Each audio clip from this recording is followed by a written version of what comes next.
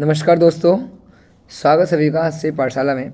और आज हम करने वाले हैं स्वतंत्र भारत में राजनीति का जो एक किताब है आपका 12th क्लास का एनसीईआरटी बुक जो है उसका अध्याय संख्या 4।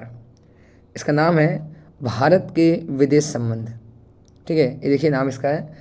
तो भारत के विदेश संबंध सभी देश के संबंध नहीं पढ़ेंगे, ये हम बेसिकली पढ़ेंगे दो कंट्री, एक चाइना का और एक पाकिस्तान का। इन दोनों देशों के साथ इंडिया के संबंध कैसे रहे इतिहास में, मतलब आज़ादी के बाद में, और अभी कितने संबंध अच्छे हैं इसकी जानकारी हमें मिल जाती है। तो इस अध्याय में हम डिस्कस करेंगे उन समस्याओं के बारे में जो उस समय भारत के आज़ादी के समय उपस्थित थी, और उन्हीं समस्याओं के मध्य में इंडिया को अपने अंतर्राष्ट्रीय संबंधों को गढ़ना था। किस देश से संबंध कैसा रखें। जितने भी देश हैं विश्व के अंदर में, सभी देश कहीं ना कहीं संसाधनों के लिए या तकनीक के लिए, विचारों के लिए एक देश से किसी और देश पर आश्रित होते हैं। तो हर देश का विदेश संबंध होता है, और इस तरह हम पढ़ेंगे भारत के विदेश संबंध। ठीक है, तो जो फर्स्ट यहाँ पर टॉपिक दे रखा है वो है अंतर्राष्ट्रीय संबंध। हम प्रयास करेंगे कि इसके अंदर में जितने वर्ड्स हैं हम वर्ड टू वर्ड पढ़ेंगे, तो वीडियो काफ़ी लेंदी होने वाली है। तो प्लीज़ इसको पेशेंस से देखेंगे तो काफ़ी हद तक चीज़ें समझ आ जाएंगी आपको। ठीक है, सो हम पढ़ते हैं यहाँ पर।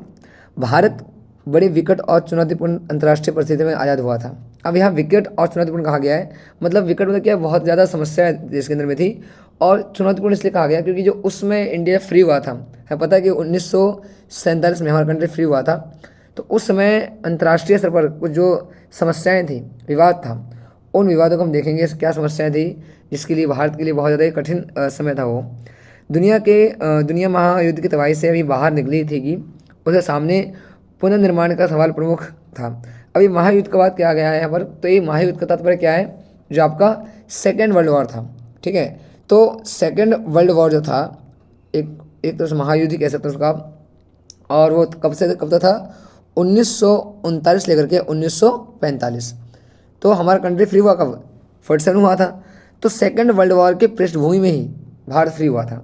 हम यह कह सकते हैं कि द्वितीय विश्व युद्ध के बाद जो है भारत आज़ाद हुआ, और ये जो युद्ध कहलाया उसे महायुद्ध कह सकते हैं हम। आगे एक अंतर्राष्ट्रीय संस्था बनाने का प्रयास हो रहे थे। अब वो अंतर्राष्ट्रीय संस्था कौन सा था, जैसे आपको यूएनओ है। यूएनओ कब बना था, वो बना था 24 अक्टूबर, अभी आने वाला है। ठीक है, 1945 ये वो टाइम था जो यूएनओ बना था। और एक यूएनओ बनने का कारण ये था कि जो लीग ऑफ नेशन था, आपने अगर फर्स्ट पढ़ा होगा उसमें मेंशन किया गया है कि लीग ऑफ नेशन उतना सक्षम नहीं था कि सेकंड वर्ल्ड वॉर रोक सके वो, इसलिए लीग ऑफ नेशन का जो उत्तराधिकारी बना वो था यूएनओ, यूनाइटेड नेशन ऑर्गेनाइजेशन। ठीक है, आगे देखते हैं। उपनिवेशवाद की समाप्ति के फलस्वरूप दुनिया के नक्शे पर नए देश नमूदार हो रहे थे, मतलब कि नए देश जो है आ रहे थे। उपनिवेशवाद का आशय हम समझ सकते हैं क्या, एक ऐसी व्यवस्था जहाँ पर जो है एक ताकतवर देश जो है किसी और देश पर, जो कमज़ोर देश है उस पर आर्थिक, राजनीतिक, सामाजिक नियंत्रण करता है और उस देश का आर्थिक शोषण करता है। ये उपनिवेशवाद है। तो उपनिवेशवाद के समाप्ति के फलस्वरूप मतलब क्या, कि जैसे जैसे 1945 के बाद कुछ कंट्री जो है फ्री हो रही थी। अब ये कंट्री फ्री होने का मेन रीज़न ये था कि जो यूरोपियन देश थे, जो सेकंड वर्ल्ड वॉर में हिस्सा लिए थे, उनकी अर्थव्यवस्था ख़राब हो चुकी थी। और उन्हीं देशों ने क्या किया, खासकर फ्रांस और ब्रिटेन जैसे देशों ने क्या किया, अपने उपनिवेशों को फ्री करना शुरू कर दिया था। ठीक है, तो हम कह सकते हैं कि वो 1945 के बाद एक तरह से अनौपनिवेशीकरण या विऔपनिवेशीकरण की शुरुआत हो चुकी थी। ठीक है, उपनिवेशवाद की समाप्ति के फलस्वरूप दुनिया के नक्शे पर नए देश नमूदार हो रहे थे। नए देशों के सामने लोकतंत्र कायम करने और अपनी जनता की भलाई करने की दोहरी चुनौती थी। एक तो लोकतंत्र कायम करना, क्योंकि उसमें लोकतंत्र एक बहुत ही व्याख्यात और बहुत ही प्रचलित व्यवस्था थी, आज भी है।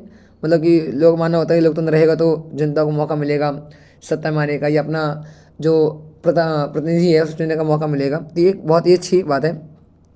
आगे देखिए, स्वतंत्रता के तुरंत बाद भारत ने जो विदेश नीति अपनाई उसमें हम इन सारे सरोकारों को झलक पाते हैं। मतलब कि इंडिया ने कैसे लोकतंत्र की स्थापना करी, इंडिया ने अपनी जनता की भलाई कैसे करी, ये सारे बात जो है वो स्वतंत्रता के बाद आया था। वैश्विक स्तर के इन सरोकारों के अलावा भारत की कुछ अपनी चिंताएं भी थी। ठीक है, अब अपनी चिंता क्या हो सकती है भाई, जाहिर सी बात है, जो हमारा देश आज़ाद हुआ था तो उसमें देश के अंदर में बहुत चीज़ें थी, जैसे आपने पढ़ा था 3 चुनौतियाँ, है ना। लास्ट जो फर्स्ट आपका अध्याय है उसमें आपने पढ़ा होगा 3 चुनौतियाँ। इसमें कि जो हमारा इंडिया में बहुत से जो प्रिंसेस स्टेट थे, रजवाड़े थे, वो सब क्या थे, बिखरे हुए थे, उनको यूनाइट किया गया। इंडिया पाकिस्तान का बंटवारा हुआ था, तो उस बंटवारे वजह से जो समस्या उत्पन्न हुई उसे संभाला गया। तो ये देश के अंदर एक समस्याएं थी, और उन्हीं समस्याओं के कारण जो है एक तरह से कहा सकता है देश के अंदरूनी में कई सारी समस्याएं उत्पन्न हो रही थी। आगे देखिए, आगे देखते हैं बड़े आगे, तो अंग्रेज सरकार ने अपने पीछे अंतर्राष्ट्रीय विवादों की पूरी विरासत छोड़ गई थी। बंटवारे के कारण अलग से दबाव पैदा हुए थे, और गरीबी मिटाने का काम सामने वाय खड़ा था, मतलब कि सामने जो है गरीबी मिटाने का मेन काम खड़ा था। ठीक है, कुल जमा इन्हीं संदर्भों के बीच भारत ने अपने स्वतंत्र राष्ट्र राज्य के रूप में अंतर्राष्ट्रीय मामलों में भागीदारी शुरू की। एक राष्ट्र के रूप में भारत का जन्म विश्व युद्ध की पृष्ठभूमि हुआ। ऐसा इसलिए कहा जा रहा है क्योंकि फर्स्ट वर्ल्ड वॉर और सेकेंड वर्ल्ड वॉर, ये भारत में कई सारे चेंज लाने का काम किया है, खासकर second world war. Second world war हम कह सकते हैं कि भारत की आज़ादी में सबसे बड़ा जो योगदान था वो था सेकेंड वर्ल्ड वॉर का था, क्योंकि अगर वो ना होता तो ब्रिटेन, फ्रांस जैसे जो कंट्रीज़ हैं उनका जो अर्थव्यवस्था गिरता नहीं, और ना अर्थव्यवस्था उनकी गिरती तो शायद जो है इंडिया फ्री उसमें नहीं हो पाता। तो एक सेकेंड वर्ल्ड वॉर का बड़ा रोल है भारत आज़ादी में, इसलिए कहा गया यहाँ पर कि एक राष्ट्र के रूप में भारत जन्म विश्व युद्ध की पृष्ठभूमि में हुआ। ऐसे में भारत ने अपनी विदेश नीति में अन्य सभी देशों की संप्रभुता का सम्मान करने और शांति कायम करके अपनी सुरक्षा सुनिश्चित करने का लक्ष्य सामने रखा। अब यहाँ दो चीज़ें रखा है, एक है संप्रभुता। होता है क्या संप्रभुता? जब कोई देश अपने फैसले खुद ले रहा होता, या जब कोई देश जो है पूर्ण रूप से स्वतंत्र होता है कि अपने हित और अहित फैसले खुद ले सकें, तो उन देश को हम क्या कहते हैं, संप्रभु देश कह सकते हैं या संप्रभु राष्ट्र कह सकते हैं। ठीक है, वही जो है सम्मान करने और शांति कायम करने पर अपनी सुरक्षा सुनिश्चित करने का लक्ष्य सामने रखा। इस लक्ष्य को प्रतिनिधि संविधान के नीति सिद्धांत में पाई जाती है, कि हमारे संविधान में जो नीति निर्देश सिद्धांत है उसमें वर्णन किया गया है। आगे देखेंगे, जिस तरह किसी व्यक्ति या परिवार के व्यवहारों को अंदरूनी और बाहरी कारक निर्देशित करते हैं, उसी तरह एक देश के विदेश नीति पर भी घरेलू और अंतर्राष्ट्रीय वातावरण का असर पड़ता है। बिल्कुल सही बात कहा गया है। जैसे एक परिवार है, और परिवार के समस्या दो तरह होती हैं। एक है बाहरी समस्या, जो समाज के लोग होंगे या कोई काम का समस्या होगा, एक है घर का समस्या होगा किसी घर के अंदर, परिवार के अंदर में। तो सेम हमारे इंडिया में था, एक समस्या जो हमारे कंट्री के अंदर में थी, गरीबी, खाद्यान्न संकट। जो पाकिस्तान इंडिया बंटवारे हुए थे तो लोग वहाँ से इंडिया आए थे, उनको बसाना, उनको रहने की व्यवस्था करना, रजवाड़ों को विलय करना, ये वो समस्याएं थी जो कि अंदरूनी समस्याएं थी। और जो बाहर समस्या वो क्या थी, वो मेन था कोल्ड वॉर, शीत युद्ध। ठीक है, हम देखते थे कि 1945 लेकर के 1991 बीच में जो है एक अंतर्राष्ट्रीय स्तर पर एक वॉर शुरू हुआ। इसमें दो शक्तियाँ शामिल थी, एक तरफ अमेरिका, एक तरफ यूएसआर। और उन्हीं देशों के मध्य में जो विचारधारा की लड़ाई हुई उसमें क्या कहते हैं, शीत युद्ध कहते हैं या कोल्ड वॉर कहते हैं। तो जब कोल्ड वॉर चल रहा था तब इंडिया फ्री हुआ था, और जब इंडिया फ्री हुआ तो उसके सामने क्या है, आंतरिक और बाहरी, ठीक है, दोनों समस्याएं थी। आगे देखते हैं क्या है यहाँ मेंशन किया गया है कि विकासशील देशों के पास अंतर्राष्ट्रीय व्यवस्था के भीतर अपने सरोकारों को पूरा करने के लिए जरूरी संसाधन का अभाव था। बिल्कुल भाई, क्योंकि उसमें जो कंट्री थी, बहुत सी कंट्री जो उपनिवेशवाद के शोषण का शिकार थी, तो आज़ाद हुई थी। अब आज़ाद होंगे तो उन संसाधनों का अभाव होगा, खासकर तकनीकी अभाव। इसके चलते बड़े चढ़े देशों की अपेक्षा बड़े सीधे साधे लक्ष्यों को लेकर अपनी विदेश नीति तय करते हैं। ऐसे देशों का जोर, ठीक है, यहाँ देखिए मेंशन किया गया है, इस बात पर होता था कि उसके पड़ोस में अमन चैन कायम रहे और विकास होता रहे। ये बात तय है, अगर आपके पड़ोस में झगड़ा हो रहा हो या आपका पड़ोस जो है वो आपके साथ व्यवहार सही नहीं कर रहा है, तो जाहिर सी बात है कि आप उन झगड़ों को सुलझाने का काम करेंगे। और जो कोई देश अपने पड़ोसी देशों से, अपने पड़ोसी मुल्कों से विवाद में उलझा रहता है तो विकास नहीं कर पाता। तो ध्यान रखने की बात यह है कि हमारा जो फर्स्ट जो कंट्री फ्री हुआ था पाकिस्तान, उससे विवाद हुआ 1947 में, जो फर्स्ट वॉर हुआ था हमारा। इसे कबीलाई युद्ध कहा जाता है या छाया युद्ध कहा जाता है। ठीक है, तो इंडिया पाकिस्तान के फ्रीडम के मिलते ही जो है एक बड़ी चुनौती रही कि पाकिस्तान से विवाद हो गया। और विवाद हो गया तो किसी देश के लिए जो उस देश के जो अगर उसके आसपास के पड़ोस में अगर अमन और चैन, मतलब शांति और चैन कायम नहीं है और विकास नहीं हो रहा है, तो उसका प्रभाव पड़ता है। आगे देखिए क्या है, मेंशन किया गया यहाँ पर कि इसके अतिरिक्त विकासशील देश आर्थिक सुरक्षा की दृष्टि से ज़्यादा ताकतवर देशों पर निर्भर होते हैं। इस निर्भरता का भी उनका विदेश नीति पर जब तक असर पड़ता है, बिल्कुल पड़ता है। जैसे मान लीजिए कोई कंट्री है, अब कोई कंट्री अपनी अर्थव्यवस्था के लिए या अपने संसाधनों की पूर्ति के लिए वो किसी और देश पर निर्भर हो जाएगा, तो जाहिर सी बात है जिस देश पर निर्भर हो रहा है वो, तो उस देश का विचार, उस देश की संस्कृति, उस देश की जो व्यवस्था है उसका प्रभाव पड़ेगा। एग्जाम्पल के लिए इंडिया देख लीजिए। अब इंडिया मान लीजिए कि कोई कंट्री है, अगर अमेरिका ही मान लीजिए, उसमें अगर इंडिया अगर अमेरिका से जुड़ता या अमेरिका का सहायता प्रयोग करता, तो हो सकता था कि भारत में पूंजीवाद का विकास जो है ज़्यादा दिखता आपको। ठीक है, तो ये सब प्रभाव पड़ता है, हर देश का प्रभाव पड़ता है, क्योंकि जिससे आप सहायता ले रहे हैं तो अपनी नीति यहाँ पर थोपने का प्रयास करेगा। ठीक है, तो मेनली जो है इस टॉपिक में मेंशन किया गया था। आगे देखते हैं क्या है। आगे मेंशन किया गया क्या कि दूसरे विश्व युद्ध के तुरंत बाद दौरान अनेक विकासशील देशों ने ताकतवर देशों की मर्जी पर ध्यान रखकर अपनी विदेश नीति अपनाई, क्योंकि इन देशों से इन्हें अनुदान अथवा कर्ज मिल रहा था। इस वजह से दुनिया के विभिन्न देशों में दो खेमे बढ़ गए थे। आपको पता होगा कि जब कोल्ड वॉर हुआ था तो कोल्ड वॉर समय में दो कंट्री थी, एक तरफ यूएसआर, एक तरफ यूएसए। और उसी कोल्ड वॉर के टाइम जो है पूरा विश्व जो है धीरे धीरे इन दोनों खेमों में बट रहा था। ठीक है, एक दोस्त पूंजीवाद, लोकतंत्र, उदारवाद समर्थक अमेरिका, पश्चिमी गठबंधन, वहीं समाजवाद, साम्यवाद का समर्थक पूर्वी गठबंधन यूएसआर, सोवियत संघ कहते हैं। तो ये जो बड़ी शक्तियाँ हैं, इन बड़ी शक्तियों के जो आपस में टकराव था वो सेम क्या कहते हैं, कोल्ड वॉर कहते हैं या शीत युद्ध कहते हैं।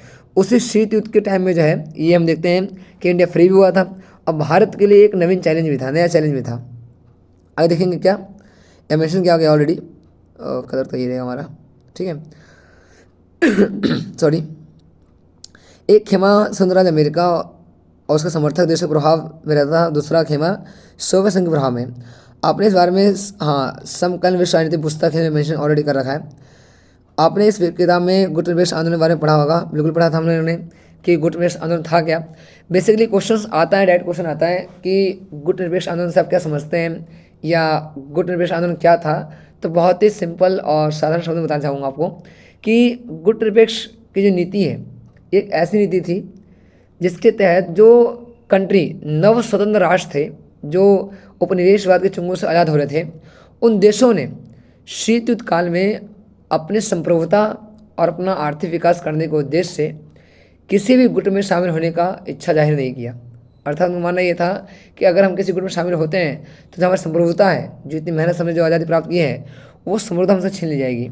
ठीक है, इसलिए द्वितीय विश्व युद्ध के बाद जो है जो कंट्री आज़ाद हुए थे, नव स्वतंत्र राष्ट्र थे, उन नव स्वतंत्र राष्ट्रों ने दोनों खेमों से मतलब अमेरिका और यूएसआर से दूरी बनाने का उद्देश्य रखा। और इसी दूरी बनाने की जो नीति थी, ये अलग रहने की नीति थी, वो क्या कहलाई, गुट निरपेक्षता नीति कहलाई। और यही एक तरह से जो आंदोलन बना, इसका नाम क्या पड़ गया, गुट निरपेक्ष आंदोलन। ओके, तो मैंने थोड़ा रिवाइज करा दिया आपको समझने के लिए। शीत युद्ध के बाद अंतर्राष्ट्रीय संबंधों का संदर्भ पूरी तरह बदल गया। बहरहाल जब भारत आज़ाद हुआ और अपनी विदेश नीति तैयार कर रहा था तब शीत युद्ध शुरू हुआ था और दुनिया बड़ी तेज़ी से दो खेम बढ़ रही थी। देखिए कोल्ड वॉर जो है 1945 लेकर के और 1991 मतलब कि लास्ट जो है 91 तक चलता रहा और इसी 1991 तक आते आते जो है कोल्ड वॉर जो है समाप्त हो चुका था। ठीक है, तो आई होप कि ये जो पेज है आपको समझ आया होगा अच्छे तरीके से। बाकी कोई डाउट, कुछ क्वेश्चन हो तो आप पूछ सकते हैं एज अ कमेंट यूज़ करके। चलिए आगे बढ़ते हैं धीरे धीरे। तो बेसिकली जो है आगे, हाँ ये बहुत ज़रूरी है क्योंकि यहाँ क्वेश्चन आते कई बार कि संवैधानिक सिद्धांत क्या है, कि हमारा जो संविधान है वो भी जो है अंतर्राष्ट्रीय स्तर पर शांति बहाल करने और सुरक्षा को बढ़ावा देने के लिए हमारा संविधान इस बात को स्वीकारता है कि भारत जो है वो शांति, अंतर्राष्ट्रीय शांति बनाने का काम करेगा और सुरक्षा बढ़ाने का भी काम करेगा, मतलब बढ़ावा देने का काम करेगा। तो हमारे जो संविधान का जो नीति निर्देशित सिद्धांत है जिसके अंदर में मेंशन किया गया क्या कि अनुच्छेद 51 है ये, अंतर्राष्ट्रीय शांति सुरक्षा की अभिवृद्धि करेगा, राष्ट्रीय बीच न्याय संगत और सम्मानपूर्ण संबंध बनाए रखने का प्रयास करेगा, संगठित लोगों को दूसरे के से व्यवहार में अंतर्राष्ट्रीय विधि और संधि बाधाओं के प्रति आदर बढ़ाने का और अंतर्राष्ट्रीय वादों को माध्यम द्वारा निपटारे के लिए प्रोत्साहन देने का प्रयास करेगा। कौन? इंडिया। तो हमारा संविधान ये एक्सेप्ट करता है कि भारत जो है अंतर्राष्ट्रीय शांति को और जो सुरक्षा है इसको बढ़ावा देने का काम करेगा। तो हमारे संविधान में देखिए जो संविधान निर्माता थे वो भी इस बात जानते थे कि शांति बहुत ज़रूरी है, खासकर अंतर्राष्ट्रीय शांति, कि जो कोई देश अगर विकास कब करेगा, जो देश शांति होगा, जो देश के अंदर में विकास कार्य किए जाएंगे, और तब ऐसा होगा कब पॉसिबल, जब देश में अमन चैन रहेगा, जो भी हमने पढ़ा था। आगे देखते हैं आगे क्या रखा है। अब यहाँ देखिए क्या 1950 से 1960 दशक के विश्व में राजनीति में भारत इन दोनों में से किसी खेमे में शामिल था? बिल्कुल नहीं था। ठीक है, पूर्ण रूप से जो है इंडिया शामिल नहीं हुआ था। अब ये कि जाहिर सी बात है कोई देश जो है अपने हितों साधनों के लिए कभी कभार जो अपने विदेश नीति चेंज कर देता है, पर इस टाइम जो है पूर्ण रूप से जो है भारत जो है तटस्थ था। मतलब क्या, यूएसए और यूएसआर के जो गठबंधन थे उससे इंडिया नहीं जुड़ा था। क्या भारत अपने विदेश नीति को शांतिपूर्ण ढंग से लागू करने और अंतर्राष्ट्रीय झगड़ों से बचे रहने में सफल रहा? बिल्कुल रहा। काफ़ी हद तक कह सकते हैं कि जो एक तरह से अपनी संप्रभुता है उस संप्रभुता को बचाने का प्रयास किया और एक तरह से एक स्वतंत्र विदेश नीति अपनाई भारत ने। ठीक है, दोनों खेमों में से किसी से ना मिल करके कहीं ना कहीं इंडिया ने क्या किया, अपना फ्री रखा। थोड़ा पढ़ते हैं गुटनिवेश के बारे में अच्छी तरीके से।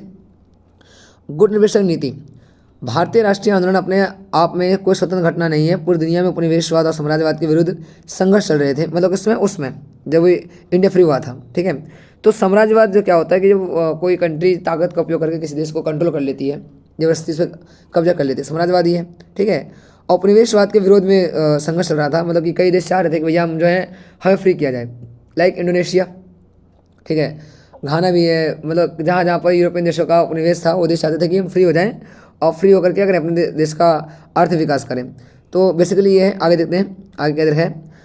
भारतीय राष्ट्रीय आंदोलन भी इस विश्वव्यापी संघर्ष का हिस्सा था। इस आंदोलन की ओर का असर, ठीक है, एशिया और अफ्रीका के कई मुक्ति आंदोलन पर पड़ा। अब ध्यान रखिएगा, एशिया और अफ्रीका यहाँ दो महाद्वीप बात की गई है। मतलब एशिया अफ्रीका में जो है यूरोप के देशों ने अपने उपनिवेश बना रखे थे। ठीक है, मुक्ति आंदोलन पर हुआ। आज़ादी मिलने से पहले भी भारत के राष्ट्रवादी नेता दुनिया के अन्य उपनिवेशों में मुक्ति संग्राम चला रहे थे। नेताओं के संदर्भ में ये सभी नेता आखिर उपनिवेशवाद और साम्राज्यवाद के विरुद्ध एक साझी लड़ाई लड़ रहे थे। नेताजी सुभाष चंद्र बोस ने दूसरे विश्व युद्ध के दौरान Indian national army, please focus यार, मैं हाईलाइट कर रहा हूँ इसको, इस लाइन को। ठीक है, इंडियन नेशनल आर्मी 1 मार्क में आता है ये। ठीक है, तो अगर कहा जाए कि भाई इंडियन नेशनल आर्मी किसने गठन किया, तो हमारे जो नेताजी सुभाष चंद्र बोस हैं उनके द्वारा ऐसा गठन किया गया था।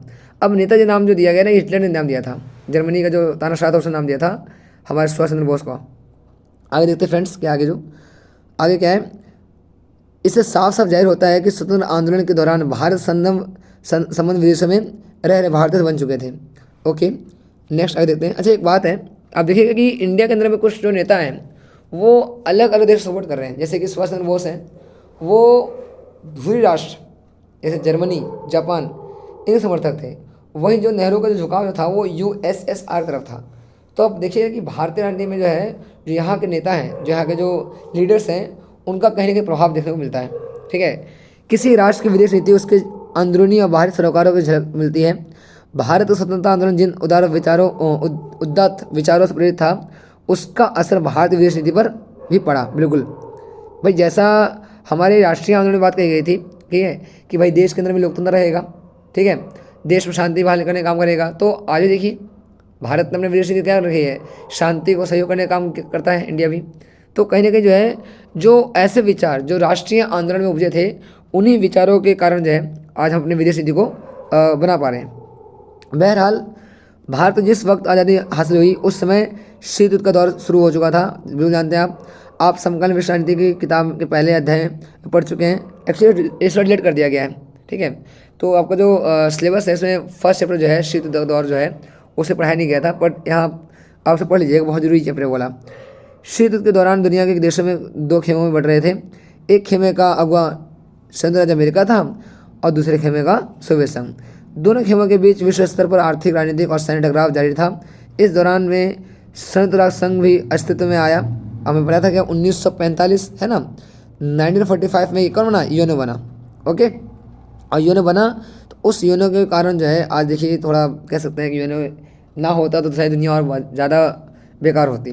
ठीक है, ये एनसीईआरटी कहता है और मतलब सच में ये बात सही है, क्योंकि यूएनओ को बहुत ज़्यादा रोल भी है शांति स्थापना करने में। ठीक है, आगे बढ़ते हैं। परमाणु हथियार का निर्माण शुरू हुआ था, यू नो वेरी वेल, कि 1945 के अंदर में क्या हुआ था, लिटिल मैन फैट बॉय 2 गुप्त नाम से जो परमाणु थे हिरोशिमा और नागासाकी पर छोड़े गए थे थ्रू अमेरिका द्वारा। तो अब देखिए कि 1945 में जो है वो टाइम था जब परमाणु हथियार बनने शुरू हो गए थे, ट्रायल शुरू हो चुके थे, और एक जापान तो उसका शिकार भी हुआ था। ठीक है, ये बात जो ऑलरेडी आपके फर्स्ट बुक में मेंशन की गई है, जो आपने पढ़ा होगा। आगे देखते हैं आगे क्या है। चीन में कम्युनिस्ट शासन की स्थापना हुई। अब हाँ, चीन आज़ाद कब हुआ था, चीन आज़ाद हुआ था 1949 में हुआ था। तो 1949 में आज़ाद होते हुए जो है वहाँ पर कम्युनिस्ट पार्टी जो है वहाँ सत्ता में आई और कम्युनिस्ट शासन की स्थापना हुई। अनऔपनिवेशीकरण, प्लीज फोकस देयर, इस वर्ड को आप ध्यान रखिएगा। अनऔपनिवेशीकरण हो गया या विऔपनिवेशीकरण हो गया, इसका मतलब क्या होता है? इसका मतलब होता है उपनिवेशवाद का खात्मा या उपनिवेशवाद का अंत। बच्चे ऐसे ऐसे वर्ड भूल जाते हैं और एग्जाम में ना ऐसे वर्ड आपको थोड़ा डाइवर्ट कर देंगे, ठीक है। वहाँ आप उपनिवेशवाद से पढ़ लेंगे, पर यह अनउपनिवेशीकरण है, मतलब विउपनिवेशीकरण है। उपनिवेशवाद का विरोध किया गया यहाँ पर। आगे देखते हैं। अनउपनिवेशीकरण की प्रक्रिया में भी इस दौर में आरंभ हुई थी। भारतीय नेताओं को अपने राष्ट्रीय हित इस संदर्भ में दायरे में साधने थे। ओके, आगे बढ़ते हैं फ्रेंड्स। तो आई होप कि चैप्टर आपको समझ आ रहा होगा, क्योंकि मैं बहुत ही धीरे धीरे एक्सप्लेन कर रहा हूँ। अगर देखा जाए तो वीडियो थोड़ा लेंदी होगा, और अगर ज़्यादा लेंदी होगा तो हम क्या करेंगे, इसे 2 पार्ट्स कर देंगे, ठीक है। अभी फिलहाल तो वीडियो 20 मिनट्स की हुई है, कोई इशू नहीं है, आगे धीरे धीरे पढ़ते हैं। पर हाँ, एक बार आप उसको पढ़ेंगे ना, अगर देख लेंगे वीडियो को सही तरीके से, तो शायद आपको जो है वो पढ़ने की आवश्यकता नहीं पड़ेगी, ये गारंटेड है, क्योंकि मैंने इसमें हर वर्ड को यहाँ एक्सप्लेन करने का प्रयास किया है। आगे देखते हैं। ओके, रेट सही है यार, ठीक है। नेहरू भूमिका। अब यहाँ नेहरू भूमिका या क्वेश्चन आते भी हैं कि भैया भारतीय विदेश नीति साधने में नेहरू भूमिका क्या थी, ठीक है, ऐसे क्वेश्चन आ जाएंगे। तो भारत के पहले प्रधानमंत्री जवाहरलाल नेहरू ने राष्ट्रीय एजेंडा तय करने में निर्णायक भूमिका निभाई। अब एजेंडा मतलब क्या है? मुद्दा, ठीक है, कि भाई देश का विदेश नीति कैसा होगा। तो इसको बनाने में इनका बड़ा खासियत थी। रीज़न क्या था? रीज़न देखेंगे आगे वाले लाइन में मेंशन किया गया है कि प्रधानमंत्री के साथ साथ विदेश मंत्री भी थे पंडित जवाहरलाल नेहरू, मतलब देश के वो पीएम भी थे और विदेश मंत्री भी थे। तो विदेश मंत्री और पीएम कोई व्यक्ति एक होगा तो जाहिर सी बात है पावर उनमें ज़्यादा होगी। तो इसलिए कहा गया कि भारत के विदेश नीति में जो शुरुआती भारत था 1946 से 1964 के मध्य में जो है, जब तक नेहरू जिंदा रहे तब तक जो है भारत के विदेश नीति में काफ़ी ज़्यादा योगदान था इनका। और हमने क्या लास्ट पढ़ा हमने क्या कि नेहरू जो कहाँ था, समाजवाद तरफ ज़्यादा था, इसलिए नेहरू जो है यूएसआर से काफ़ी ज़्यादा लगाव रखते थे, ठीक है। और भारत की विदेश नीति का रचना और क्रियान्वयन पर गहरा प्रभाव डाला। नेहरू की विदेश नीति के 3 बड़े उद्देश्य थे। अब देखिए ये 3 उद्देश्य हो सकते हैं आ सकते हैं एग्जाम में। फर्स्ट क्या है? कठिन संघर्ष से प्राप्त संप्रभुता को बचाए रखना। जो संप्रभुता है, जो आज़ादी है, जिस आज़ादी को पाने में हमने काफ़ी संघर्ष किया। अब देखिए ना, 1905 से शुरू हो गया था हमारा स्वदेशी आंदोलन हो गया था, असहयोग आंदोलन हो गया, सविनय अवज्ञा आंदोलन हो गया, भारत छोड़ो आंदोलन हो गया, ठीक है। तो लगभग जो है आप 1905 लेकर 1947 42 ईयर्स का स्ट्रगल जो है, मतलब स्ट्रगल बहुत वैसे हो रहा था, पर मुख्य रूप से जो है 1905 से देख सकते हैं इतना संघर्ष किया हमने। और इतना संघर्ष करने के बाद जो है हमारी आज़ादी को छीन लेगा हमसे, ठीक है, तो वो सही नहीं रहेगा ना। तो संप्रभुता को बचाए रखने का प्रयास किया गया। दूसरा क्या था? क्षेत्रीय अखंडता को बनाए रखना। अब देखिए भारत में जो है भाषा, जाति, धर्म, ठीक है, इसके आधार बहुत से लोग रहते हैं, और ये इंडिया लिए बहुत चैलेंजिंग भी रहता था उसमें कि भैया एक तो काफ़ी समस्याएं थी जो पटेल साहब द्वारा रजवाड़ों विलय किया गया था इंडिया के अंदर में, ठीक है। तो जो एकता है उस एकता बनाए रखना, ठीक है। तेज़ रफ्तार से आर्थिक विकास करना, क्योंकि चैलेंज भी था जो हमारा, जो थर्ड चैलेंज ये था कि देश का आर्थिक विकास करना, समता आधारित आर्थिक विकास करना, मतलब आर्थिक विकास होगा तो सबका विकास होगा, ठीक है। तो ये कुछ 3 बातें थी जिसमें नेहरू काफ़ी ज़्यादा चाहते थे कि ऐसा कुछ हो कि उनकी जो साथ है वो में जुड़ जाए। उनके उद्देश्य था ये विदेश नीति का उनके, ठीक है। आगे क्या है, आगे बढ़ते हैं हम। आगे मेंशन किया गया है नेहरू इन उद्देश्यों को गुटनिरपेक्षता की नीति अपनाकर हासिल करना चाहते थे। उन दिनों देश की कुछ पार्टियां और समूह भी ऐसा थे जो कि मानता था कि भारत को अमेरिकी खेमे के साथ ज़्यादा नज़दीक बढ़ाना चाहिए, क्योंकि इस खेमे का प्रतिष्ठा लोकतंत्र के हिमायती के रूप में थी। अब देखिए मेनली है कि कुछ लोग ऐसे भी थे इंडिया के अंदर में जिनका मानना ये था कि इंडिया को अपने संबंध जो है वो अमेरिका से आने चाहिए। ऐसे इसलिए क्योंकि अमेरिका क्या था, लोकतंत्र पक्षधर था, और इंडिया के अंदर में जो भारत के राष्ट्रीय आंदोलन हो रहे थे उसमें ही मान लिया गया था भाई लोकतंत्र बहुत बढ़िया बात है, ठीक है। तो हमारा जो सरोकार है वो लोकतंत्र से मिलता जुलता था। तो कुछ लोग मानने ये था। इसमें एक और व्यक्ति हैं जो हम देखते हैं, बहुत ही व्यक्ति प्रसिद्ध है, ये डॉक्टर भीमराव अम्बेडकर। इनका पूरा नाम जो है डॉक्टर भीमराव रामजी अम्बेडकर है, ठीक है। तो डॉक्टर भीमराव अम्बेडकर जो है उनका मानना ये था कि भारत को अपने संबंध अमेरिका से बेहतर करने चाहिए, क्योंकि अमेरिका क्या है, लोकतंत्र का हिमायती है और साम्यवाद के विरोधी थे। कुछ राजनीतिक पार्टियां भी चाहती थी कि भारत अपने विदेश नीति अमेरिका के पक्ष में बनाए।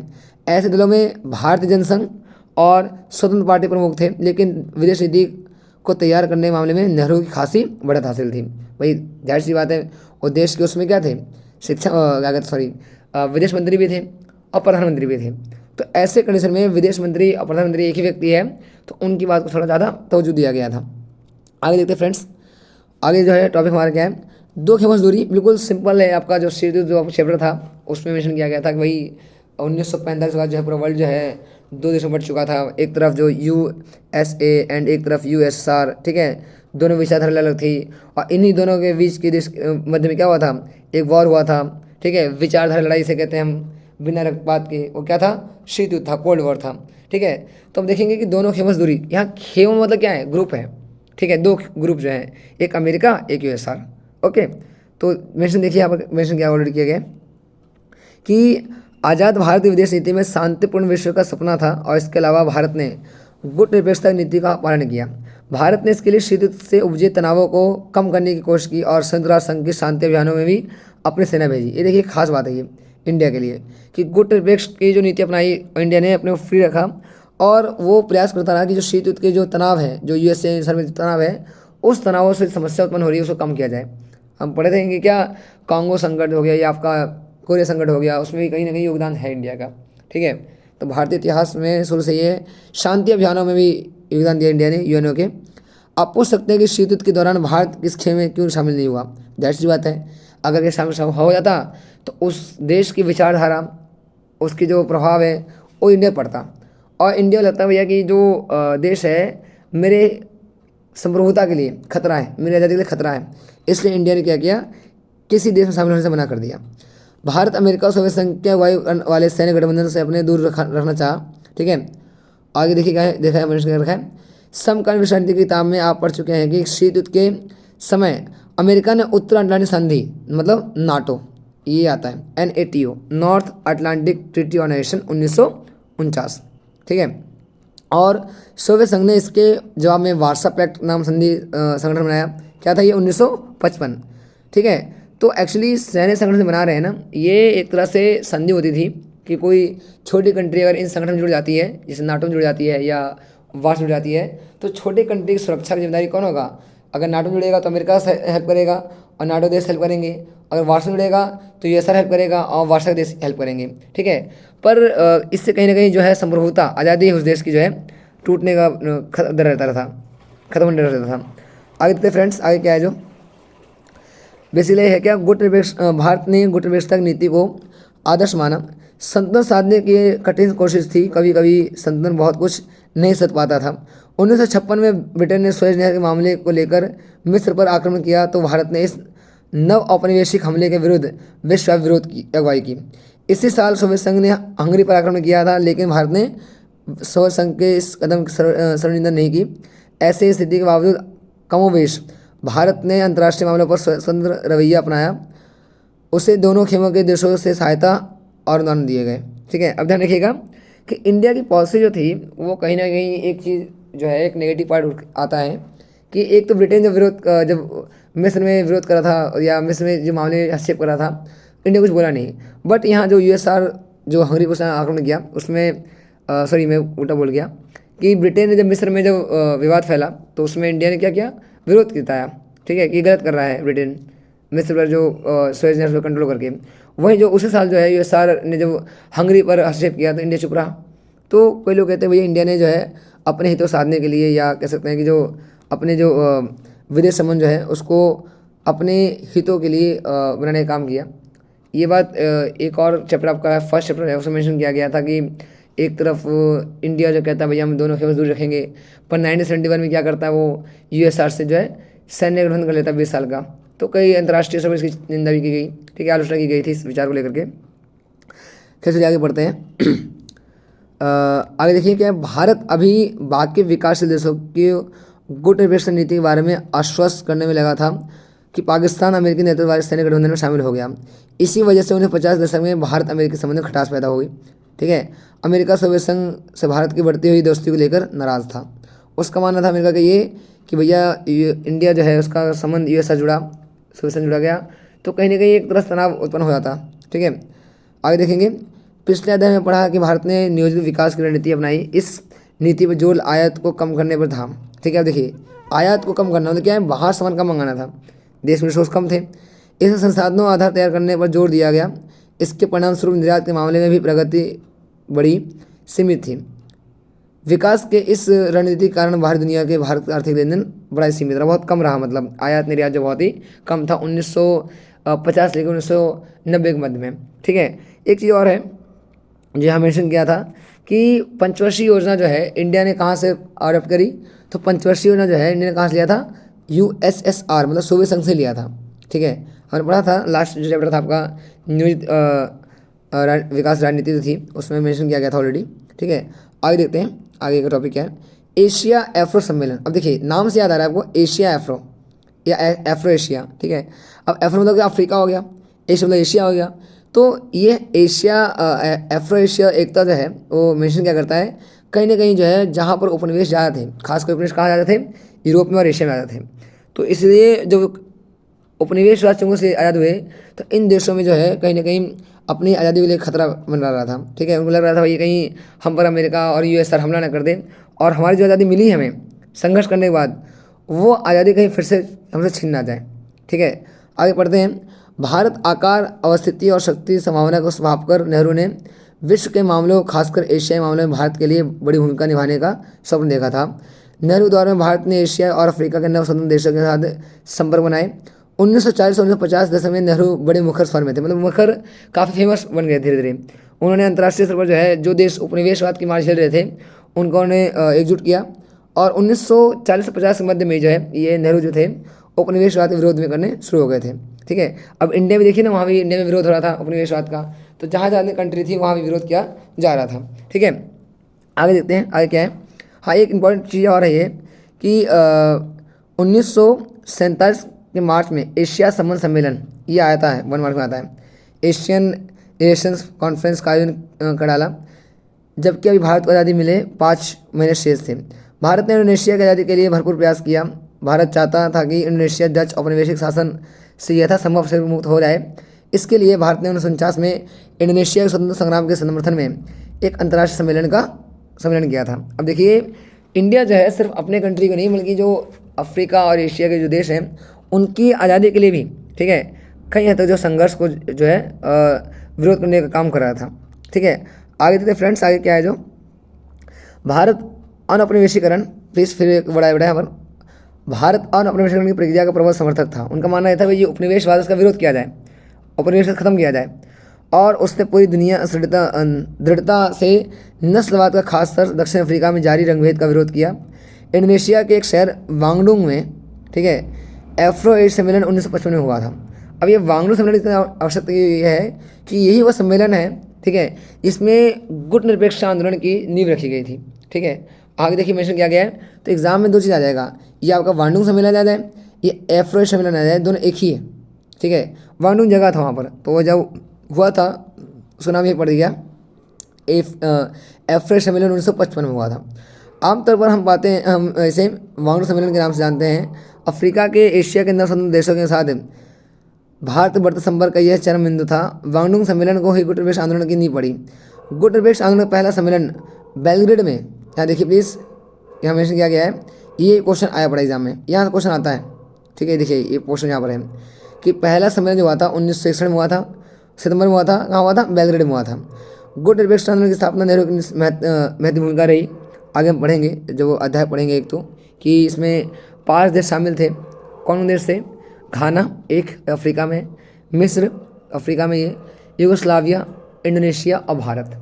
जिसके 5 नेता थे वो आपको बताने 5 नेता कौन कौन से थे, वरना आप एनसीईआरटी पढ़ेंगे तो आप बहुत अच्छे से समझ पाएंगे कि 5 नेता कौन कौन से शामिल थे।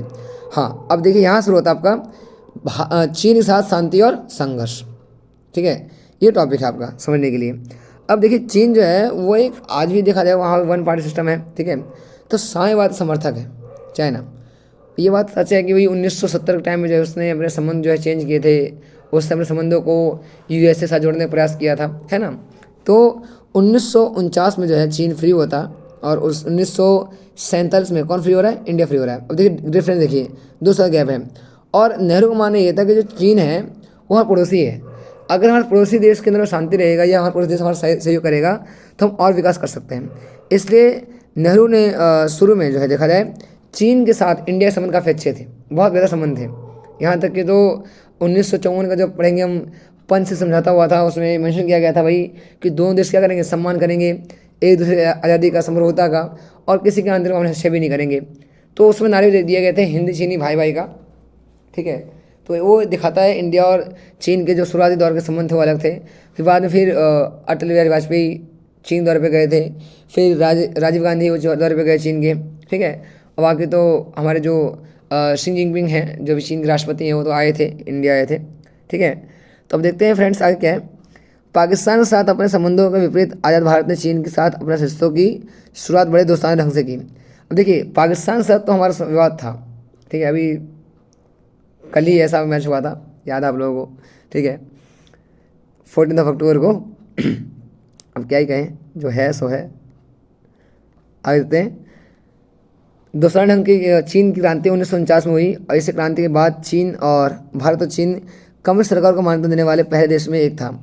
पश्चिमी प्रभाव के चुंगल से निकलने वाले इस देश को लेकर नेहरू के हृदय में गहरे भाव थे। क्योंकि देखिए अब मान लीजिए कि आपका दोस्त समस्या में था और फ्री हुआ, आप भी उस समस्या में थे, फ्री हुए, तो अगर दो व्यक्ति एक ही समस्या से जूझ रहे थे, वही दोनों व्यक्ति जो पश्चिमी देशों का शिकार थे, जब फ्री होंगे तो क्या लगेगा कि हाँ यार हम दोनों एक समस्या एक ही थी, तो अपने संबंधों को अच्छा करने पर जोर दे रहे थे। तो हम कह सकते हैं कि नेहरू के हृदय में मानना था ये कि भाई चीन जो है वो भी इंडिया की तरह ही जो है शोषित हुआ, उसका भी शोषण उसका भी हुआ है।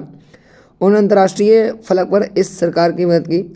नेहरू कुछ सहयोगी मसना पटेल साहब, ये iron man of India, Sardar Patel को शंका थी कि आगामी दिनों में चीन भारत पर चढ़ाई कर सकता है। देखिए अब पटेल साहब ने पहले ये बात जारी कर दी थी नेहरू साहब ने कि भाई हो सकता है कि चाइना जो है वो आगे आने वाले टाइम में जो है हड़प नीति का उपयोग करके चीन जो है इंडिया में चढ़ाई कर दे और भारत कुछ क्षेत्र को हड़प भी ले या उस पर अपना अधिकार जताने काम भी करे। अब देखिए कुछ लोग ऐसे होते हैं ना जिनकी बातें सच में हो जाती है। अब सोचिए देखिए बात जो उसमें पटेल साहब जिंदा थे तो उन्होंने कहा कि भाई नेहरू जो है अपने संबंध को आप क्या कहते हैं चीन से काफ़ी ज़्यादा वो ज़्यादा मत ध्यान रखिए क्योंकि हो सकता है चीन जो है पलटवार कर दे। 1950 में पटेल साहब की मृत्यु हो गई थी, ठीक है। तो 1950 के बाद देखेंगे तो उसमें इंडिया और चाइना में काफ़ी संबंध अच्छे बढ़े, पर 1962 में जब वॉर हुआ तो उससे ये बात साफ हो गई थी पटेल साहब जो है वो दूरदर्शी थे। उनका बिल्कुल मानना बिल्कुल सही था कि भाई इंडिया को जो है नेहरू जो वक्त था, ठीक है, उससे थोड़ा सही मानते थे पटेल साहब। आगे देखिए है, लेकिन नेहरू सोच रहे थे कि भारत पर चीन के आक्रमण की संभावना दूर दूर तक नहीं है। बहुत दिनों से भारत की चीन से लगती सीमा पर सेना की वजह अर्धसैनिक बल। अब देखिए अर्धसैनिक बल क्या होता है, वो ऐसा सैनिक टुकड़ी होता है जहाँ कुछ हथियार कम होते हैं या हथियार होते नहीं है। आप कह सकते हैं अर्धसैनिक मतलब कि एक तरह पूरी तरह फौज लैस नहीं होती, हथियार लैस नहीं होती, और हथियार होते भी है तो निम्न स्तर में होते हैं। बल रखवाली कर रहे थे। शांतिपूर्ण सहस्त्र पास सिद्धांत यानी पंचशील घोषणा भारत के प्रधानमंत्री नेहरू और चीन के मध्य चाओ एंड लाई, प्लीज फोकस यार, ये वर्ड ध्यान रखिएगा, चाओ एंड लाई, उसमें चीन के प्रधानमंत्री थे, ठीक है। और जो इंडिया के जो पीएम कौन थे, हमारे नेहरू साहब थे। तो इंडिया और चीन में जो है 29 अप्रैल 1954 में क्या हुआ था, पंचशील समझौता हुआ था, घोषणा किया गया था 5 बातों पर। वही इसमें था भाई दोनों देश सम्मान करेंगे स्वतंत्रता को दोनों के, और आंतरिक हस्तक्षेप नहीं करेंगे। दोनों देशों में बीच मजबूत संबंध की दिशा में ये एक अगला कदम था। भारत और चीन के नेता एक दूसरे के देश के दौरा करते थे और उनके स्वागत बड़ी भीड़ भाड़ जुड़ती थी। भाई ऐसी बात है कि इंडिया चाहता भी था कि भाई हमारे जो पड़ोसी हैं वो हमसे संबंध अच्छे बना के रखें, क्योंकि आगे पड़ोस में शांति रहेगी तो आप विकास कर सकते हैं, ये बहुत ज़रूरी है देश के लिए। पर यहाँ देखिए समस्या कुछ बिगड़ गई। आगे बढ़े क्या कि चीन का आक्रमण 1962 का, चीन के साथ भारत से इस दोस्ताना रिश्ते में 2 कारण से खटास आई। चीन ने 1950 में तिब्बत पर कब्जा कर लिया। इससे भारत और चीन के मध्य बीच जो है ऐतिहासिक रूप से जो एक मध्यवर्ती राज्य बना चला रहा था वो ख़त्म हो गया। अब देखिए अगर आप हिमाचल प्रदेश और ये उत्तराखंड एरिया देखेंगे या आपको जो सिक्किम वाला एरिया देखेंगे, आप अरुणाचल प्रदेश का एरिया देखेंगे, वहाँ क्या था, जैसे मान लीजिए मैं बताऊँ आपको, एक सैंडविच स्टेट किसे कहते हैं या बफर स्टेट किसे कहते हैं। यहाँ देखिए अगर आप समझ पाएंगे तो बहुत अच्छी बात है। देखिए जैसे मान लीजिए चाइना है, ठीक है, और ये इंडिया है, बीच में क्या था, बीच में तिब्बत था। तिब्बत क्या हो गया, एक तो सैंडविच हो गया, इसे क्या कहते हैं, बफर स्टेट कहते हैं इसको, ठीक है।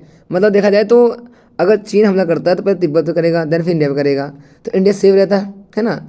बट जब चीन ने इसको कब्जा कर लिया, तिब्बत को कब्जा कर लिया चीन ने, ठीक है, तो इससे कहीं ना कहीं जो बफर स्टेट था इंडिया और चीन के मध्य में, वो बफर स्टेट क्या ख़त्म हो गया। तो कहीं ना कहीं भारत के जो विदेश नीति है, जो आंतरिक सुरक्षा है, उस सुरक्षा बड़ा खतरनाक काम था ये, ठीक है, जो उसने चीन ने कब्जा कर लिया। तो आगे देखिए आगे मेंशन क्या है यहाँ पर, भारत और चीन के बीच ऐतिहासिक रूप से जो एक मध्यवर्ती राज्य बनाना चला रहा था वह खत्म हो गया शुरू शुरू में भारत सरकार ने, ठीक है। आगे देखते हैं पोस्टर को, हाँ ये थोड़ा समझना है, अगर आप पोस्टर समझ पाएंगे बहुत अच्छी बात है। ये तिब्बत के बारे में पढ़ेंगे थोड़ा बहुत, अभी फिलहाल ये टॉपिक खत्म कर लेते हैं, है ना, बढ़िया रहेगा हमारे लिए। ओके यहाँ देखिए एमिशन क्या है कि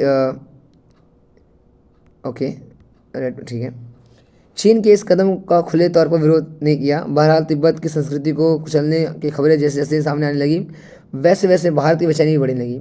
अब देखिए पहले की बात है कि मान लीजिए कि आपने बहुत ही ज़्यादा छूट दे रखी किसी को, ठीक है, और एकाएक जो है आप उसे प्रतिबंध नहीं लगा सकते हैं। तो जब तिब्बत पर कब्जा के चीन ने किया 1950 में, तो इंडिया से तैयार हो सकता है भाई पटेल साहब की जो नीति जो सही आए, क्योंकि पटेल साहब का मानना यही था कि भाई ये चीन जो है कभी ना कभी जो अपना रंग दिखाएगा दिखाएगा, ठीक है। और ये कारण था कि तिब्बत के धार्मिक नेता, ठीक है, दलाई लामा ने भारत में राजनीतिक शरण मांगी और 1959 में भारत ने शरण दे दी। चीन ने आरोप लगाया कि भारत सरकार अंदरूनी तौर पर चीन की विरोधी गतिविधियों का हवा दे रहा है। अब देखिए ये था मसला बिगड़ने का बात कि जब 1950 में जब तिब्बत पर चीन ने कब्जा कर लिया तो चीन के लोगों ने विरोध किया तिब्बत का, और तिब्बत लोगों ने विरोध किया चीन का, ठीक है। तो वहाँ एक नेता थे, धार्मिक नेता थे, उनका नाम था दलाई लामा। अब उन्होंने सुरक्षा मांगी इंडिया से। अब हमारे क्या होता है भाई, वासुदेव कुटुंबकम, है ना, अतिथि देवो भव। अब वो दलाई लामा यहाँ आए, इंडिया आए, तो उसको इंडिया ने दलाई लामा को शरण दे दी। इस बात से चीन नाराज़ हो गया। चीन का मानना ये था कि जो व्यक्ति में विरोध खड़ा है उसको इंडिया का सपोर्ट कर रहा है, तो कहीं ना कहीं क्या है, जो इंडिया जो है वो चीन और मतलब मेरे अंदरूनी मामले हस्तक्षेप कर रहा है। तो एक होता है भाई पंचशील जो समझौता था उसके बाद एक्सेप्ट नहीं कर रहा इंडिया, ऐसा आरोप लगाया चाइना ने। आगे देखिए क्या है, मेंशन किया गया है, इससे कुछ दिन पहले भारत और चीन के बीच एक सीमा विवाद भी भड़क उठा और भारत दावा था कि चीन के साथ सीमा रेखा का मामला अंग्रेजी शासन के समय ही सुलझाया जा चुका था।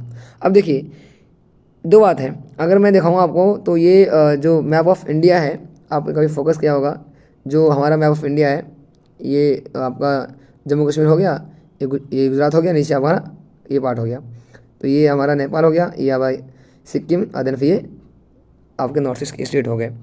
तो बेसिकली जो है ये बॉर्डर जो है, इस बॉर्डर क्या कहते हैं हम, रेड क्लिफ कहते हैं, जो इंडिया पाकिस्तान बॉर्डर है। और जो इंडिया और चीन बॉर्डर जो है वो क्या है, मैकमोहन है, मैकमोहन, ठीक है, ये एम याद रखिएगा। तो मैकमोहन जो सीमा रेखा है ना, वो इंडिया और चीन क्या है, सीमा रेखा है, बॉर्डर लाइन है। जब इंडिया और चीन ने कहा कि भैया जो एरिया कुछ हमारे क्षेत्र में था, भारत कहता भाई जो एरिया हो तो ब्रिटिश टाइम में बढ़ गया था, ठीक है, जो मैकमोहन लाइन थी उस तय करी गई थी, वो उस लाइन को जो है चाइना एक्सेप्ट नहीं करता, वो कहता भैया वो ब्रिटिश टाइम में नपी थी, ठीक है। और उसी रेखा को विवाद के चक्कर में क्या हुआ कि कुछ क्षेत्र पर जो है चाइना अपना अधिकार जता रहा था, ठीक है। आगे देखते हैं, मेंशन क्या गया है कि अंग्रेज शासन के समय ही सुलझाया जा चुका था, लेकिन चीन की सरकार का कहना था कि अंग्रेज शासन के समय का फैसला नहीं माना जा सकता। मुख्य बात चीन से लगी लंबी सीमा रेखा के पश्चिमी और पूर्वी छोर के बारे में था। अब देखिए पश्चिमी छोर कौन सा है, देखा जाए तो आपका जम्मू कश्मीर वाला एरिया, अब तो शायद लद्दाख में आ गया वो, कन्फर्म लद्दाख में आ गया वो, ठीक है, क्योंकि पहले स्टेट था वो जम्मू कश्मीर। और एक और भाग कौन सा है, जो आपका पहाड़ी जो एरिया है, ठीक है, एक जम्मू कश्मीर का एरिया हो गया, एक लद्दाख वाले हिस्से में अक्साई चीन, ठीक है, और एक जो आपका अरुणाचल प्रदेश है जो अधिकांश भाग हिस्सों पर अपना अधिकार जाता था। देखिए उसमें नेफा कहा गया इसको, नॉर्थ फ्रंट, जो नॉर्थ ईस्ट फ्रंट एरिया है ना, नेफा उसे कहा गया था उसमें, एपी को, अरुणाचल प्रदेश को। अरुणाचल प्रदेश को उस समय नेफा या उत्तरी पूर्वी सीमांत कहा जाता था। 1957 से 1959 के बीच चीन ने अक्साई चीन के इलाके पर कब्जा कर लिया और इस इलाके में उसने रणनीतिक वर्षा हासिल कर ली। करने के लिए सड़क बनाने दोनों देशों के शीर्ष नेताओं के बीच लंबी लंबी चर्चाएं हुई और बातचीत चली, लेकिन इसके बावजूद मतभेद सुलझाया नहीं जा सका। दोनों देशों के सेनाओं के बीच सीमा पर कई झड़प भी हुए। अब देखिए ये एक सीमा बात था फर्स्ट, चीन ने कहा भैया ये जो अक्साई चीन का एरिया हमारा है और उसमें कब्जा करना शुरू कर दिया। वहीं जो है इंडिया ने इसका विरोध किया और इंडिया के संबंध धीरे धीरे जो है चाइना से खराब होने शुरू हो गए थे। अब देख सकते हैं कि जो ईयर है 1957 है, 1957 से लेकर 1959 के बीच में जो है ये वो टाइम था जब इंडिया और चीन में संबंध बिगड़ भी रहे थे। और वहीं एक और जो दलाई लामा यहाँ आ गए थे चाइना में, चीन तिब्बत छोड़ के इंडिया आ गए थे। तो इससे चाइना और इंडिया में जो संबंध था काफ़ी ज़्यादा तनाव भरा हो गया, और इसी तनाव की वजह से ही, ठीक है, अब देखेंगे कि जो हमारा जो वॉर हुआ 1962 वाला, वो शुरू हुआ था। समकालीन विश्व राजनीति के पहले अध्याय में अब क्यूबा मिसाइल संकट की चर्चा की गई थी। क्या आपको एक घटना याद है? बिल्कुल याद होगा कि 1961, ठीक, 1961, ठीक है। आगे देखिए, जिसमें पूरे विश्व का ध्यान दो महाशक्तियों की तनातनी पर पहला संकट था की तरफ लगा था। ठीक उसी समय चीन ने 1962 के अक्टूबर में दोनों विवाद क्षेत्र पर बड़ी तेजी से और व्यापक स्तर पर हमला किया। कौन सा एरिया था? एक नेफा, ठीक है, यहाँ बता रहा हूँ मैं, एक आपका नेफा, ठीक है, NEFA नेफा, ठीक है, और ये क्या है? अक्साई चीन, ठीक है, अक्साई चाइना। तो ये जो एरिया है, इन दो एरिया जहाँ देखा भाई क्यूबा में संकट चल रहा है, तो उसमें क्या था, एक पीक पॉइंट था वो कोल्ड वॉर का। तो उस कोल्ड वॉर के पीक पॉइंट के टाइम में जो है चीज़ें चल रही थी। वहीं जो आपका जो नेफा है, ठीक है, और अक्साई चीन है, इस एरिया पर चीन ने अपनी बढ़त हासिल करने का प्रयास शुरू कर दिया था। आगे देखते हैं फ्रेंड्स, थोड़ा सा में यहाँ मेंशन किया गया क्या कि पहला हमला हफ्ते तक चला और इस दौरान चीन सेना ने आंध्र प्रदेश से कुछ महत्वपूर्ण इलाकों पर कब्जा कर लिया। हमले का अगला दौर नवंबर महीने में शुरू हुआ। लद्दाख से लगे पश्चिमी मोर्चे पर भारतीय सेना ने चीन की बहुत बढ़त रोकी, लेकिन पूर्व में चीन सेना आगे बढ़ते हुए असम के मैदानी हिस्से में प्रवेश द्वार तक पहुंच गई। आखिरकार चीन ने एक तरफा युद्ध विराम घोषित कर दिया और चीन सेनाएं उस मुकाम पर लौट गई जहां वो पहले हमले से पहले वक्त में तैनात थी। अब देखिए, ये वॉर जो है, ये वॉर इंडिया हार चुका था, ठीक है। अब कई लोग उसका विरोध करके भाई कहते हैं कि भाई जो आपका नेफा एरिया है वहाँ पर संचार व्यवस्था सही नहीं थी, वहाँ परिवहन व्यवस्था सही नहीं था, इस वजह से हमारे जो आर्मी जो इक्विपमेंट्स हैं, जो तोपें हैं, बंदूकें हैं, वो सही टाइम पर सप्लाई नहीं हो पाई। और वो टाइम था जो इंडिया को बड़ा धक्का लगा कि जो जिस चीन को इंडिया ने काफ़ी अपना भाई की तरह समझाया या माना, और नेहरू को बड़ा धक्का लगा क्योंकि नेहरू को मानना था कि भाई चीन जो है हमारा एक सहयोगी देश है। पर 1962 के वॉर के बाद, ठीक है, ये बात साफ हो गया था कि भैया चाइना और इंडिया में जो है एक कहीं ना कहीं जो पटेल साहब की बात थी वो बिल्कुल सच निकली, ठीक है। आगे देखते हैं, आगे मेंशन किया गया है यहाँ पर चीन युद्ध, ओके, अरे भाई ठीक है। चीन युद्ध से भारत की छवि को देश और विदेश दोनों में धक्का लगा। इस संकट से बढ़ने के लिए भारत को अमेरिकी और ब्रिटेन दोनों ने सैन्य मदद की गुहार लगानी पड़ी। सोवियत संघ इस संकट की घड़ी में तटस्थ बना रहा। अब देखिए, सोवियत संघ तटस्थ किससे था? क्योंकि उसमें सोवियत संघ और सोवियत संघ का संबंध चीन और भारत से ठीक ठाक था। अब मान लीजिए कि एक व्यक्ति है, एक आपका दोस्त है, और मान लीजिए एक और व्यक्ति जो आपका दुश्मन है, ठीक है। तो आपका जो दोस्त है उसका संबंध आपसे अच्छा है और जो आपका विरोधी है उससे भी अच्छा है। तो ऐसे कंडीशन में क्या होगा कि आपका जो तटस्थ दोस्त है, जो आपका दोस्त होगा, वो दोनों समझाने का काम करेगा। तो वही सेम जो है यूएसआर का था कि तटस्थ बना रहा। चीन युद्ध के भारतीय राष्ट्रीय स्वाभिमान को चोट पहुंची, बिल्कुल पहुंची भाई। जिस नीति का नेहरू पालन कर रहे थे भाई कि भाई हिंदी चीनी भाई भाई है, अब वो जो बात साफ हो गई थी। लेकिन इसके साथ साथ राष्ट्र भावना में बदलाव भी हुई। कुछ प्रमुख सैन्य कमांडरों ने या तो इस्तीफा दे दिया, अवकाश ग्रहण कर लिया। नेहरू नज़दीकी सहयोगी और तत्कालीन रक्षा मंत्री VK कृष्ण मेनन को भी मंत्रिमंडल छोड़ना पड़ा। अब देखिए, ये क्वेश्चन आ सकता है एग्जाम में कि जब इंडिया और चाइना का वॉर हो रहा था उसमें भारत के रक्षा मंत्री कौन थे, ठीक है। तो प्लीज़ ऐसे क्वेश्चन को पुट करता है कभी कभी बोर्ड एग्जाम में और खासकर CBT एग्जाम में, ठीक है। तो आपको ध्यान देना है, मैं यहाँ पर हर एक वर्ड को कवरअप करा रहा हूँ ताकि आपको समस्या ना हो, ठीक है, प्रॉब्लम्स ना हो। आगे देखिए, आगे मेंशन किया गया यहाँ पर कि VK कृष्ण मेनन को भी मंत्रिमंडल छोड़ना पड़ा। नेहरू की छवि भी थोड़ी धूमिल हुई। चीन के इरादे को समय रहते न भाप सकने और सैन्य तैयारी न कर पाने को लेकर नेहरू की बड़ी आलोचना हुई। पहली बार उनकी सरकार के खिलाफ अविश्वास प्रस्ताव लाया गया। लोकसभा में इस पर बहस हुई। इसके तुरंत बाद कांग्रेस के कुछ महत्वपूर्ण उपचुनाव में पटखनी गई। मतलब कि देखिए, जनता का थोड़ा विश्वास लगा कि यार जो नेहरू नीति थी सही नहीं थी, उससे हमारे देश को लॉस हुआ और देश वॉर हार गया। तो अभी पर कहीं देखिए, विदेश मंत्री और प्रधानमंत्री वही थे, ठीक है, और वही अगर ऐसा फैसला करेंगे तो कहीं ना कहीं जो है एक तरह से आलोचना का भाव बनेगा। देश का राजनीतिक मानस बदलने लगा था, ठीक है। आगे देखते हैं टॉपिक को, यहाँ पर देख सकते हैं चीज़ों को यहाँ मेंशन किया गया है। हाँ, एक और चीज़ है, भारत चीन संघर्ष का असर विपक्षी दलों पर भी हुआ।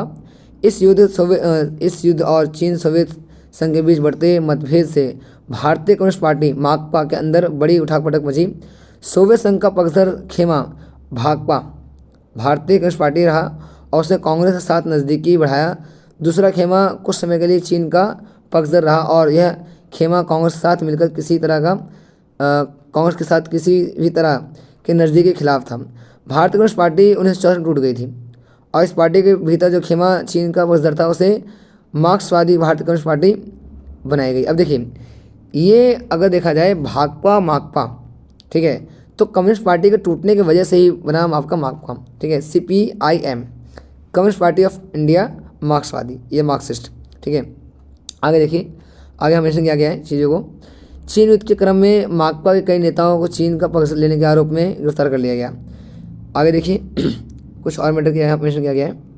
चीन के साथ हुए युद्ध ने भारत के नेताओं को पूर्वोत्तर की डवाडोल स्थिति के प्रति सचेत किया। अब देखिए, पूर्वोत्तर वही भाग है जो 7 स्टेट सेक्टर है ना, आपका आसाम, आंध्र प्रदेश, उनका मानना थे वहाँ पर जो व्यवस्था काफ़ी लो थी, वहाँ सूचना का प्रसार का कमी था, वहाँ संचार माध्यम नहीं था, वहाँ पर परिवहन विकसित नहीं था, ठीक है। इलाका अत्यंत पिछड़ा दशा और अलग थलग पड़ा था। राष्ट्रीय एकता और अखंडता के लिहाज से भी ये इलाका चुनौतीपूर्ण था। चीन युद्ध के तुरंत बाद इस इलाके का नई तरकीब में ढलने का कोशिश शुरू की। नागालैंड को प्रांत का दर्जा दिया गया। अब नागालैंड को प्रांत कब दिया गया था, ध्यान रखिए 1963, ठीक है। नागालैंड पहला ऐसा स्टेट था नॉर्थ ईस्ट एरिया में जिसको फर्स्ट टाइम स्टेट दर्जा दिया गया था, ठीक है, जो यूटी उसमें से थे जो बने थे, तो 1963, ठीक है, ये याद रखिएगा। 1962 वॉर के बाद आया। आगे देखिए मेंशन किया गया है कि जो मणिपुर और त्रिपुरा हालांकि केंद्र शासित प्रदेश थे लेकिन उन्हें अपनी विधानसभा निर्वाचन करने का अधिकार मिला था। ओके, आगे देखते हैं टॉपिक को। हाँ, नेक्स्ट है पाकिस्तान के साथ युद्ध और शांति। तो थोड़ा वीडियो लेंदी हो रहा है इसलिए हम क्या करेंगे, पाकिस्तान के साथ युद्ध और शांति जो इसका जो है नेक्स्ट वीडियो में करेंगे। अब जान लेते हैं तिब्बत बारे में। तिब्बत की कहानी क्या थी भाई, क्योंकि तिब्बत बहुत जरूरी है। और हाँ, एक चीज़ और है, ये यहाँ से क्वेश्चन आता है भाई 1962 में युद्ध हुआ। अब युद्ध होने के बाद क्या हमारे इंडिया और चीन संबंध बेकार रहे? नहीं नहीं, 1970 दशक में और 1980 दशक में क्या हुआ, धीरे धीरे सुधार होना शुरू हो गए थे। देखिए यहाँ देखिए मेंशन किया गया है कुछ आगे की और भारत और चीन के बीच संबंधों का समान होने में करीब 10 साल लगे। 76 में 1976 में दोनों देशों के बीच संपूर्ण राजनीतिक संबंध बहाल कर दे सके। शीर्ष नेता के तौर पर पहली बार अटल बिहारी वाजपेयी, ठीक है, तब विदेश मंत्री थे। 1979 में चीन का दौरा किया। बाद में नेहरू के बाद राजीव गांधी और बतौर प्रधानमंत्री चीन के दौरे पर गए। इसके बाद चीन के साथ भारत संबंध में ज़्यादा जोर व्यापारिक मसलों पर रहा, ठीक है। समकालीन विश्व राजनीति की किताब में आप इस बातों पर पढ़ चुके हैं। अब देखिए ये बात सच है कि भाई हमारा संबंध यहाँ चाइना से बिल्कुल ठीक ठाक है, पर वही कभी विवाद हो जाता है। डोकलाम का है, गलन घाटी है, यहाँ विवाद हो जाता है, तो कहीं ना कहीं समस्या भी है। पर ट्रेड के आधार देखा जाए, व्यापार के आधार देखा जाए तो चाइना और इंडिया में संबंध ठीक ठाक है, ठीक है। अब थोड़ा पढ़ते तिब्बत बारे में जानते हैं। तिब्बत है क्या, अगर देखा जाए तिब्बत जो है वो पहले फ्री स्टेट था, बट 1950 में चीन ने कब्जा किया तो तिब्बत जो है वहाँ पर एक फ्री स्टेट नहीं रह सका, ठीक है। अब थोड़ा पढ़ते हैं इसके बारे में, बेसिकली तिब्बत बारे में। तिब्बत है क्या, तिब्बत ये तिब्बत हमारा, ये आगे देखिए है मिशन रखा है, ये मध्य एशिया का मशहूर पठार है। ऐतिहासिक रूप से तिब्बत भारत और चीन के बीच विवाद का एक बड़ा मसला रहा। अतीत में समय पर चीन ने तिब्बत पर अपना प्रशासनिक अतीत नियंत्रण जताया और कई दफ़ा तिब्बत आज़ाद भी हुआ। 1950 में तिब्बत ने चीन पर कब्जा नियंत्रण कर लिया। चीन ने तिब्बत पर नियंत्रण कर लिया। तिब्बत ज़्यादातर लोगों ने चीन कब्जे का विरोध किया। 1954 में जब भारत और चीन के बीच पंच समझौता पर हस्ताक्षर हुए तो उसके प्रावधानों में एक बात यह भी शामिल थी कि दोनों देशों एक दूसरे के क्षेत्रीय समृद्धता का सम्मान करेंगे। और चीन ने इस प्रावधान का अर्थ लगाया कि भारत तिब्बत पर चीन दावेदार की बात को स्वीकार कर रहा है। अब देखिए 1956 में चीनी शासनाध्यक्ष चाओ एन लाई कि भारत के अधिकार दौरे पर आए और साथ ही साथ तिब्बत के धार्मिक नेता दलाई लामा भी भारत पहुंचे। अब ध्यान रखिएगा कि एक तरफ चाइना कब्जा कर रहा था तिब्बत में और तिब्बत में चीन का विरोध कर रहे थे कौन, दलाई लामा। और जब दोनों यहाँ इंडिया आए तो विश्वास चाइना लगा यार इंडिया जो है मेरे दुश्मन का विरोध कर रहा है, मतलब समर्थन कर रहा है, ठीक है, विरोध नहीं का समर्थन कर रहा है। और इंडिया लग रहा था कि मैं तो अपना काम कर रहा हूँ, ठीक है। जो कोई व्यक्ति मुझसे हेल्प मांगने आएगा या शरण मांगेगा, शरण देना पड़ेगा, ये हमारी विदेश नीति है, ठीक है, अतिथि देवो भव। आगे देखिएगा कि साथ ही तिब्बत के धार्मिक नेता दलाई लामा भी भारत पहुँचे। उन्होंने तिब्बत की बिगड़ती स्थिति की जानकारी नेहरू को दी। चीन आश्वासन दे चुका था कि तिब्बत, यहाँ देखो, तिब्बत को चीन के अन्य इलाके से कहीं ज़्यादा सत्ता दी जाएगी। 1958 में, ठीक है, चीन आधिपत्य के विरुद्ध तिब्बत में शस्त्र विद्रोह हुआ। इस विद्रोह को चीन की सेनाओं ने दबा दिया। स्थिति बिगड़ती देखकर तिब्बत के पारंपरिक नेता दलाई लामा ने सीमा पार करके भारत प्रवेश किया और 1959 में भारत से शरण मांगी। भारत ने दलाई लामा को शरण दे दी और चीन ने भारत के इस कदम का कड़ा विरोध किया। पिछले 50 साल में बड़ी संख्या में तिब्बती जनता ने भारत और दुनिया के अन्य देशों में शरण ली है। भारत में खास दिल्ली में, बिल्कुल दिल्ली में जो है आई जगह धर्मशाला है, हम पढ़ेंगे अभी आगे, यहाँ मिल जाएगा आपको, ठीक है। खास दिल्ली में तिब्बती शरणार्थियों की बड़ी बड़ी बस्तियाँ हैं। हिमाचल प्रदेश की धर्मशाला में संभवतः तिब्बती शरणार्थी की सबसे बड़ी बस्ती है। दलाई लामा ने भी भारत में धर्मशाला में ही कोई अपना निवास स्थान बनाया। 1950 और 1960 दशक में भारत के अनेक राजनीतिक दल नेताओं ने तिब्बत की आज़ादी के प्रति अपना समर्थन दिया। इस दलों में सोशलिस्ट पार्टी और जनसंघ शामिल थे। अब ध्यान रखिएगा, तो जनसंघ और सोशलिस्ट पार्टी, देखिए अब क्वेश्चन थोड़ा ना ऐसे आते हैं, जैसे पूछ लेगा भैया कि कौन से ऐसे लोग हैं जो, ऐसी कौन सी पार्टियाँ हैं जो कि तिब्बत का समर्थन कर रही थी। तो पार्टी नाम जरूरी है कि पार्टी नाम बच्चे इग्नोर कर देते हैं, ठीक है, और पार्टी नाम से क्वेश्चन आता है। सोशलिस्ट पार्टी और जनसंघ, ये जो पार्टियाँ हैं जो कि चाहती थी कि भाई नियंत्रण हट जाए, ठीक है। आगे देखिए, आगे मेंशन किया गया है यहाँ पर, चीन ने स्वायत्ता तिब्बत क्षेत्र बनाया, ठीक है, स्वायत्त तिब्बत क्षेत्र बनाया। इस इलाके को चीन का अभिन्न मानता है। तिब्बत जनता के चीन के इस दावे को नहीं मानती। तिब्बत चीन का अभिन्न अंग है। ज्यादा जनसंख्या में चीनी बाशिंदों को तिब्बत लाकर वहाँ बसाने की चीन की नीति का तिब्बती जनता ने विरोध किया। देखिए बड़ा इंसान जो चाइना है काफ़ी बुद्धिमत्ता यूज़ करता है। इस मान लीजिए तिब्बती है, अभी चाइना है, इसने क्या किया, इसने भाई यहाँ पर क्या किया, अपने लोग भेजना शुरू कर दिया, ठीक है। चाइना से लोग कहाँ आ रहे हैं, तिब्बत आ रहे हैं, ये तिब्बत है ये वाला, ठीक है, ये चाइना है। अब चाइना से तिब्बत यहाँ आ रहे हैं तो क्या होगा, संख्या जो है, जो मूल रूप से तिब्बती हैं उनकी संख्या कम जाएगी और चाइनीज संख्या बढ़ जाएगी। अब ऐसे में अगर वहाँ करा दे, प्लेस साइड करा दे, जन्म संग्रह करा दें, तो जन्म संग्रह में क्या होगा, फिर वहाँ आपको जो है चीन के लोग ज़्यादा मिलेंगे तिब्बत में। आगे देखिए, चीन के इस दावे को नकारते हुए आगे मेंशन किया गया है, तिब्बती जनता ने विरोध किया। चीन के इस दावे को ही नकारते हैं। तिब्बत की स्वायत्तता दी गई है। वे मानते हैं कि तिब्बत की पारंपरिक संस्कृति को, धर्म को नष्ट करके चीन वहाँ साम्यवाद फैलाना चाहता है। अब ये ब्लेम करता है तिब्बत। तो ये एक मुद्दा था तिब्बत को लेकर के। अब देखिए ये इस मैप है, आपको समझा दिया जाए चीज़ें बता करके। ये जो आप देख रहे हैं रेड लाइन, ये रेड लाइन दिख रहा है, ये वाला भाव दिख रहे हैं, ये हमारा है मैकमोहन, ठीक है, रेखा है ये। यहाँ देखिए तिब्बत ये रहा बीच में, ये चाइना है। हमने क्या देखा था कि भाई तिब्बत क्या है, एकदम सैंडविच तरह है। ये चीन हो गया, ये तिब्बत हो गया और ये इंडिया हो गया। एक मध्य से स्टेट है ना तिब्बत यहाँ पर। अब जब तिब्बत को कब्जा किया चीन ने, तो जो मध्य स्टेट था, बफर स्टेट था, वो तो खत्म हो गया, ठीक है। जब खत्म हो गया तो कहीं ना कहीं समस्या जो और गंभीर लगने लगी। आगे देखते हैं, आगे ये नेहरू हैं, जहाँ पोस्ट देख रहे हैं यहाँ पर आपको मिलेंगे, ये नेहरू हैं और ये कौन है, चाउ एन लाई हैं, ठीक है। आगे देखते हैं, ये 1922 का पोस्टर दे रखा है यहाँ पर। अब हिंदी चीनी बाई बाई नारे दिए गए, ठीक है, इस तरीके से। और बाकी जो पोस्टर्स हैं इसमें देखेंगे आप लोग। तो हाँ, एक और है वीके कृष्ण मेनन, ये बहुत ज़रूरी है, ये आता है एग्जाम में आ जाता है, पूछ लेता है कौन थे ये। तो वीके कृष्ण मेनन जो है 1997 से 1974 का टाइम पीरियड है, मतलब बर्थ को लेकर के, ठीक है, और मृत्यु तक का है।